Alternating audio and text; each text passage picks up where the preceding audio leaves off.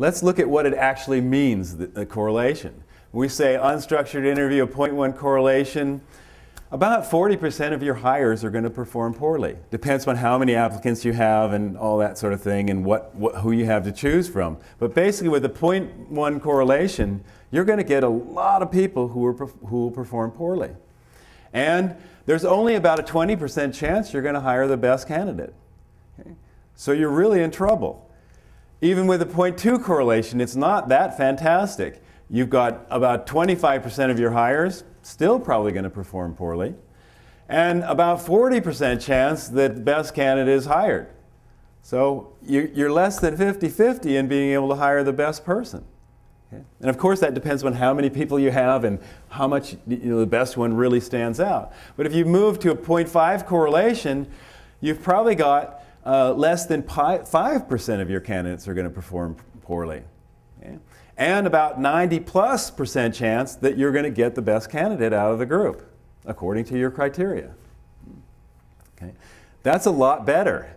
And any improvement in that is a huge improvement to your business. So the key comes in is, do you want to put the time in the beginning, or do you want to put the time in at the end? Okay? If you put 1 minute in the beginning, it will save you 10 minutes in the end. So the key to hiring the right person is to invest the time in the start. Enter the campaign details and create a job success. Probably takes a formula. Probably takes about 1 to 4 hours. Depends on how good you are at it and how much experience you have. Probably about 1 to 4 hours.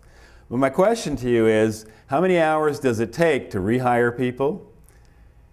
How many hours does it take to go through resumes? For each job? It's a lot of hours. It takes a lot of time, as a lot of you will know. It takes a lot of time. Then advertising, putting in a link to the internet assessment takes about 5 minutes. Shortlisting best candidate takes about 5 minutes. During the interview, you're then starting to interview people who are only suited for the job. How many people do you interview only to find out that, oh, this person doesn't fit the job, they don't have the qualifications, I misunderstood the resume, or whatever, it wasn't clear. A lot of time is spent doing that. Okay. Then in hiring, you enter the interview results, you print the reports, and you notify all applicants. That can be done in 5 minutes. The notifications can go out. So once you build this formula, it then governs the entire process of recruitment. And it can then send out the notifications automatically. It can then do this entire process and basically reduce your time all the way through. But the key is you have to put the time in the beginning. Otherwise, you're going to put the time in, 10 times as much time in all the way through, and perhaps even more time in if the person doesn't work out. So that's the key, is the investment in the beginning. All right, we have something what we call a recruitment campaign. And how we do that is we go through a process of about 7 steps. This is a pretty quick process where you enter the campaign name. Then step 2 is you create a job success formula, and we'll get into that. We'll actually do a job success formula here so you get a sense of what's involved.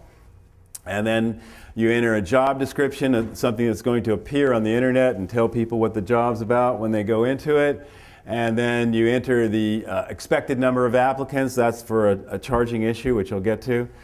And then you select, there's some advanced options. You can choose languages. You can say, okay, I want to do this only in US English, so that'll also be a screening process, whether they speak English well.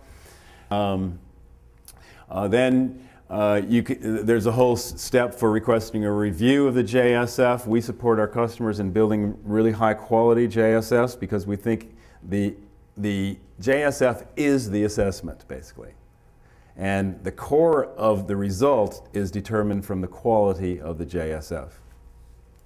And then you set an opening date for the campaign, and what happens is people then go in to the internet, they answer the questions on the internet, and you're able to get a complete lineup. You can also invite specific people to the campaign and say, we would like you to come in, we know this person, or whatever.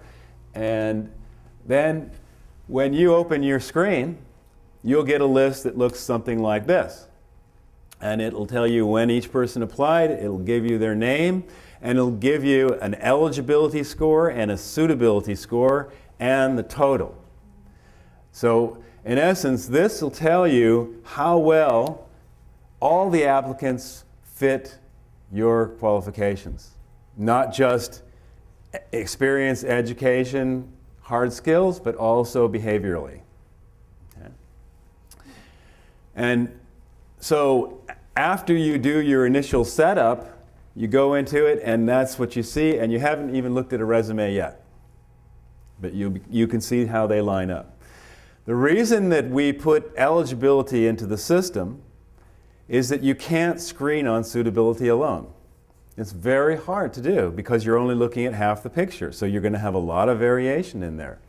But you also can't screen on eligibility alone either, because if you don't have suitability, you'll also have another factor that's half that's not showing up. So screening on both eligibility and suitability is what you need to do to get a quality screening. So you can then take the person at the top of the list and you click on this part that says screen over here, and that enables you to see the resume and process the person, decide to shortlist them, and go through the process of working with that person. And then you can then do the same thing with the rest of them, and that's how you create a shortlist. So essentially, with a little bit of work, you've created a formula that becomes your recruiter. And essentially goes through that whole process that you would, or somebody would have to go through manually. After we go to the next stage, and this is what we call the shortlist, we've shortlisted some people, and then we can start getting some reports on the people. And we can look and see, okay, exactly how do they fit the requirements, what do their behavioral assessment look like, and then we can further process them by selecting to hire them or selecting to decline them at that stage. So we have 3 basic reports that come with the recruitment side of the system. They're what we call job success analysis, interview guidelines, and how to attract. Job success analysis provides an in-depth analysis of the person's eligibility and suitability. The interview guidelines provides key questions to optimize the interview. And how to attract provides key leverage points to acquire the top talent. So this is the one where we say, you know, a good candidate is usually going to have other opportunities. So you want to try to understand what is it they value about employment? What is it that they really want to do? And you want to position your company to show them how you can fit their needs. It's basic selling. Okay. So, and the How to Attract report is designed to do exactly that. And the great thing is that you've already assessed them for suitability, so you can use that information to help encourage them to come work for you. This is what one of the reports looks like. It gives a breakdown of the eligibility and suitability. You can also in the system, you can add things like cognitive assessments into it, and it will then calculate the whole. What we're looking for is an overall score. You can see overall percentage here. We're looking for an overall score. Why? Because we don't want the interviewer to guess at how it all should fit together. It's very difficult to do that. How can they do that? You know? That takes a bit of thought process of how you're going to weight each thing and how important it should be. And if you allow the interviewer to guess, what happens is you're moving back toward, do I like that person or not like that person? In other words, you already have a full rundown of their qualifications and experience. Now you may want to verify that. Yes. You may want to ask them more details. Okay, you worked for XYZ company for 3 years. You say that you had, you know, sales experience at this time. Exactly what did you do? You know, and so you may then decide, oh, wait a minute, they said 7 years experience, I think it was probably more like 3. And you may reevaluate their eligibility. And also you may look at their suitability and ask them some specific suitability questions. So for example, our behavioral instrument determines whether a person is enthusiastic about their goals, right? But it doesn't determine what their goals are. So at the interview, you want to ask them, well, what are your goals? And try to determine how well that fits your company. So you may actually give them a different score based on that. Yeah.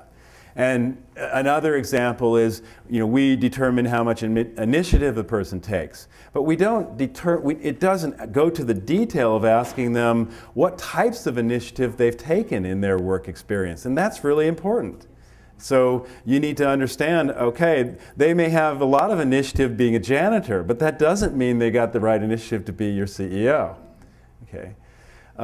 So you need to determine the details about those things more, and that helps you to refine the suitability portion as well. Okay? So you're basically on a hunt. Yeah, to try to determine these things in detail. But the great thing is you've got a scoring mechanism. If you're on a hunt, if you're having to juggle so many different things, like for eligibility, we looked at a list of eligibility, experience, education, skills. How many factors do you think are in there normally in eligibility? About 10. Normally, it's about 10 different eligibility factors. Okay? Just alone, 10 different eligibility factors. Can you juggle that in your head? Can you do that without a formula? Well, you can, but not very well. You're probably going to start falling back to how much do I like this person. Okay? That's just the eligibility side. The suitability side is a lot more difficult. The suitability side, there's about 10 different factors that we would call core to the job. Then there's usually about 15 different factors that, if they're low on those factors, will interfere with success. And then there's usually another 10 different factors that, if they have them, what we call negative traits, it will also interfere with success. So there's usually about 30 to 40 different traits that relate to success. This is the biggest challenge of behavioral assessment. You can't do it measuring 10 different things. Okay? For any one job, you're talking about 30 to 40 different factors that can impact success. Just think about your own experience. Think about one job. And think about how many different ways somebody can mess up. Okay? And how many different things that will impact their behavior on the job. It's a lot of things. Can you juggle those 30 or 40 different things in your head and simultaneously juggle 10 different eligibility factors in your head and determine whether the person's going to do the job? You can't. You're going to decide on how much you like the person. Okay? And that's got not much correlation with success. One of the big differences that we promote in terms of behavioral assessment is we measure 156 factors. Out of the 156 factors, only about 1/3 of those factors will have any relationship to job success whatsoever. So you have to build a suitability formula based on those, not based on all of them. And most of the behavioral assessment we see, people will try to position all of their factors, which is usually about 10 or 20, to somehow relate to success, but they don't. Only a third of those will relate to success. So you're throwing in 2/3 noise into your formula to try to determine whether the person's going to succeed. It's not very useful to do that. But the challenge is you've got to measure enough things to determine whether they're going to succeed or not. Just a few things is not going to do it, because there's a lot of ways you can mess up. And if you look at some of our job success formulas, you'll see them. People can be dogmatic, they can be blunt, they can be too much of this. You've got 3 or 4 or 5 different motivational factors.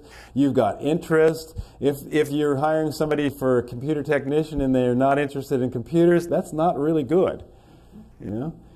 And those factors can kill you off, but you'll never get that on a personality test. Or, if you're hiring someone that needs to be seated all day long and they can't stand sitting, that's not a good thing. And so you need to look at a whole range of factors that's going to impact the person's job success. In the assessment game, is your ability to be comprehensive is your ability to assess well. There's no chance that you will assess well if you're not comprehensive. So you've got to take a perspective and say, what are all of the factors that are going to impact here? If you only measure 1/4 of the factors that will impact success, you're never going to get more than a 0.2 correlation. So the game is, what are all the factors? How do I put them together? And then how do I formulate and measure them to create a result? This business is very technical, but 90% of it is common sense. If you think about it, you can't measure it. You can't measure something.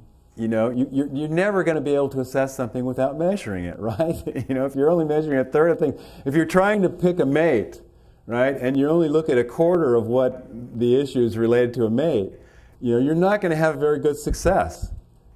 Trying to pick someone with only limited knowledge of eligibility is like trying to pick a mate without looking at their picture. Okay. And trying to pick someone for a job without a deep understanding of suitability is like trying to pick a mate without talking to them. You've got to really go in depth. And in fact, really, employment is a bit like marriage. You're having sort of a short-term, maybe very short-term marriage. And you need to determine whether it's going to fit. Are we going to fit their needs? Are they going to fit our needs? And in fact, it should be both direction. And that's another place where assessment falls down. The company often only looks at how is that person going to fit our needs. Okay? That's the wrong perspective. The right perspective is how are we going to mutually fit each other's needs. When you said the marriage. You're hiring people, you're investing a lot into them, they're going to have your company knowledge, and it's a tremendous amount of work and effort to do that.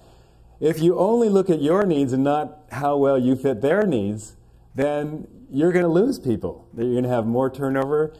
This is common sense. You don't need to prove this. What I'm advocating is you create a formula in the beginning. So it's going back to the correlations. If you have a clear formula, already understanding of what you're going to ask the person and what the factors are and how you're going to weight them and score them, now you've got a potential to win. You can institute that formula any way that you want. You can pre-assess everybody for both suitability and eligibility. Eligibility takes about 5 minutes. If you target the questions, it's very quick. Suitability takes about 20 minutes too, and that may be a bit much for some people. So you can say, well, we're just going to do eligibility to start, and the ones that are highly eligible, then we'll ask them to do the suitability. You can also do it that way. Okay. So you're right. You have to think about whether that's going to be too long for most people. What we found is most people are willing to put in 25 minutes if they're serious about the job. But that's a judgment that you can make, but you can create your formula anyway, because the formula governs the process of assessment, not just the factors in assessment.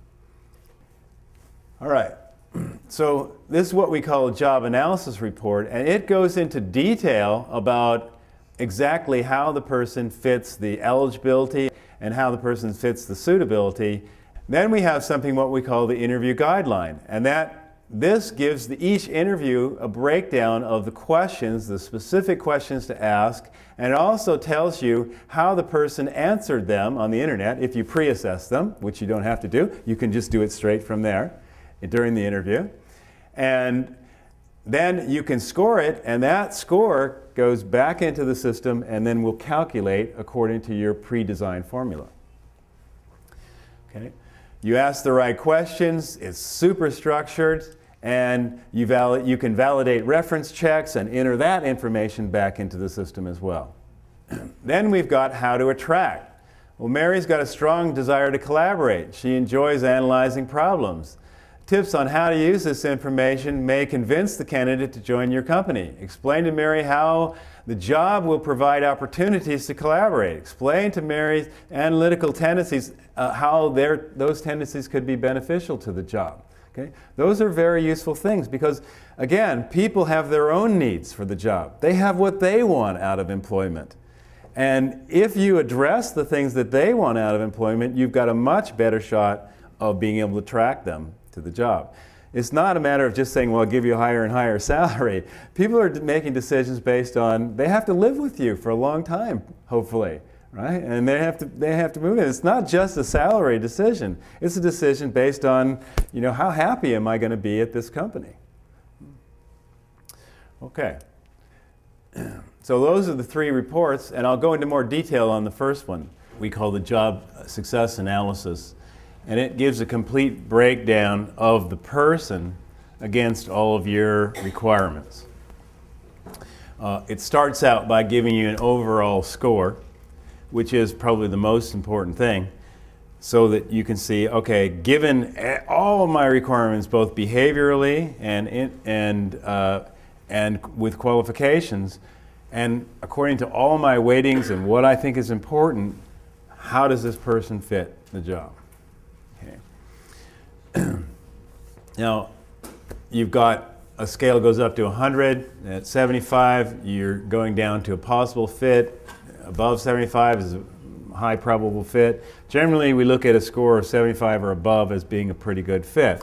But if you put your scales and scoring as being a little bit tough, then you might end up with candidates who the highest one may be 74 or whatever. And then you have to look at, well, do they really fit your requirements well enough, or should you advertise again and keep going? So then as it gets lower, below 60, it becomes less and less likely that they're going to succeed in this job. So that's the gamble that you're going to take.